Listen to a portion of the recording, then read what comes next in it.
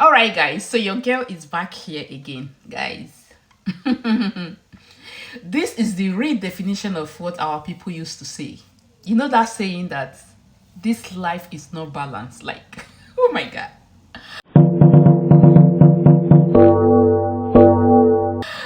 This life is not balanced. I will say that again, and you will understand the reason why I said this in a minute.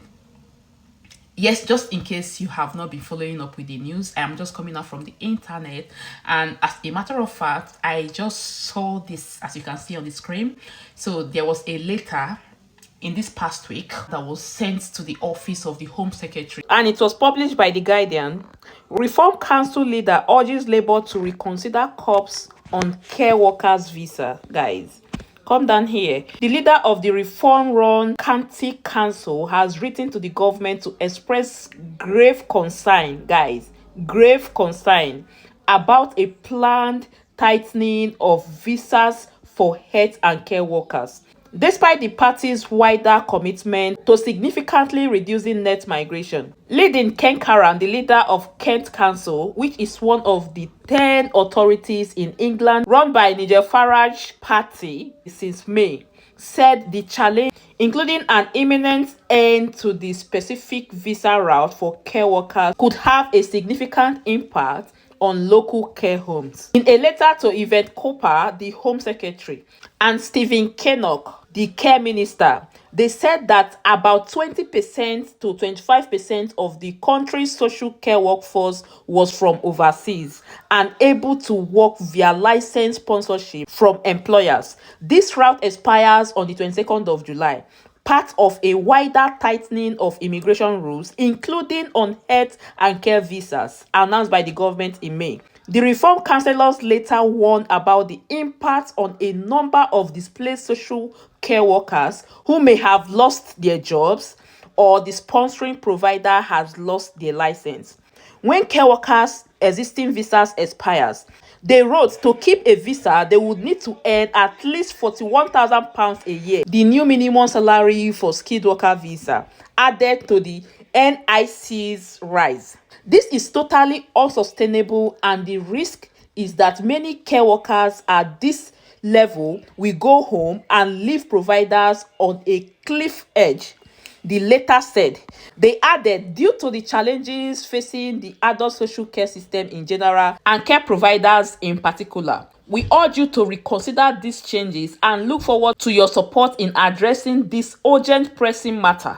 The healthcare system of this United Kingdom is a vital sector that the United Kingdom does not joke with. And if you ask me, this happens with literally most countries that I have researched.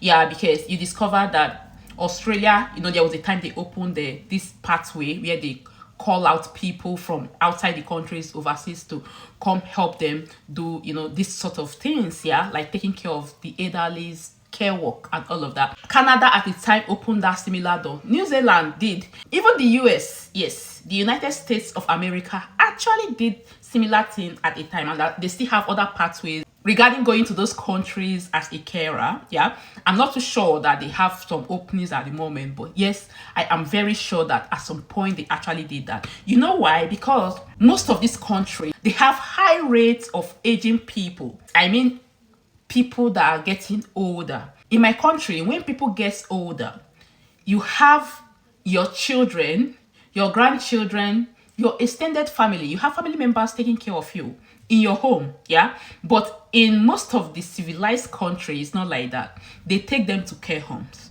And because they are there in the care homes, they need people to care for them. So that's why you see that in most cases, they tend to bring people from abroad to take care of them, because the truth remains that most people here, some British, sorry to say, I'm not being biased, but according to the research and most of the interviews I've watched online, I discovered that some British do not want to take this job. Why? First, they feel that the salary is not as high as other roles. Maybe they would have considered if the salary is a little bit higher. So that's one. Then secondly, the sort of job that it is, you have to learn how to move human being, you have to do moving and handling, you have to do personal care. and it's not everybody that will want to, change diapers, do other stuff, take care of them. Many people would not have that mind or that passion to do that job. Yeah, so you see why it's as if we have many carers coming from overseas. However, I was watching a publication immediately after the news broke out regarding the white paper. I think that happened in May or thereabout. There was a press conference. She tried to explain what the government meant by the introduction of the white paper, the proposals there. And then, of course, as we all know, one of those proposals were to totally stop or scrap the recruitment of overseas carers, which they are, of course, they have considered and is taking effect from tomorrow. So on that press conference, someone called in. Was it someone that called? I think they shall receive a call where a manager from a care home was lamenting that, yes, we have tried this before, recruiting the local workforce, but it did not work out because we put out job vacancies and people are not taking up those roles. And even the little people that, turned out by applying for those roles did not, come out for interview. Quite a lot of concern from some care homes and care home workers, and we're hearing that through various questions. And I wonder if we could it's really quick, just listen to a quick clip. This is Amy Clark, a commercial director for a care home in Cornwall, and she was speaking on BBC Radio 4 this morning. The big problem that we would have is if we weren't able to recruit any overseas staff, because recruiting locally is very, very difficult. We advertise all our roles locally. We either get no applicants at all, or people apply and then don't turn up for interview. When I watched that, I actually knew that there could be some other people that will come up with similar thoughts. Yeah, and if you ask me, I'm not being biased, but I'm just being realistic here. We have so many care homes, even in my location. I can't even count the number of care homes that we have in my location here. But you find out that most of these care homes are not even recruiting the people that need visa sponsorship here. And some of the reason why they are not giving out COS is because, first, they are not too sure of this, this UK immigration laws. Yeah, it's a complex one, to be honest. You could actually go to bed with one, the next morning you're waking up with another thing entirely. But yes, it's totally their decision to make. And I'm not here to criticize that, no, because I do understand that, yes, migration actually got to that point, to be honest. Yeah, they experienced so many people coming into the country, and just like every other country would have done, they have to bring out rules. But the question that I actually have now, after reading that letter to the Home Secretary, my question is, the local workforce, are they really ready to pick up these rules? And another question, which I will likely give you the answer here and now, is, will the end of overseas recruitment reduce the net migration rate of this country? And yes, I will tell you that it will. Watch and see. You will see those figures coming down, to be honest. Then, another question, would this be the final end of care visas in the United Kingdom? And I will tell you that we have up to 3 years. They said they are scrapping it entirely in 2028. So that's to say that people here in the United Kingdom that want to switch into this visa are free to, or are allowed to. But we still have from now till 2028, a whole 3 years, to determine if this will be the end of care visas in the United Kingdom. And yes, I'm having that doubt that it may just not be. It may just not be, honestly. You know why I said so? Again, we have a lot of time to determine this, and I'm just sharing my opinion.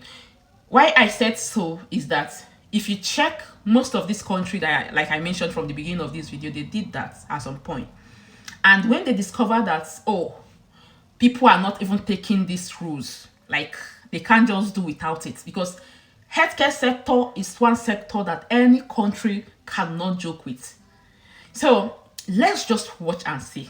So that is the information I decided to share with you guys, so that you guys will See what I am saying? So trust me, as soon as I receive further information about this, I'll definitely get you guys updated. But for the moment, it is what it is. The care visa is ending tomorrow, 22nd of July 2025. This is specifically for overseas carers. And finally, 22nd of July 2028, the care visa is coming to an end. That is what it is. Yes, according to the information that we got. Thank you again for watching, and I remain blessing, a Mozuzu of Blessed Blessing channel. Thank you. Bye bye. I know you got all dressed up for the club.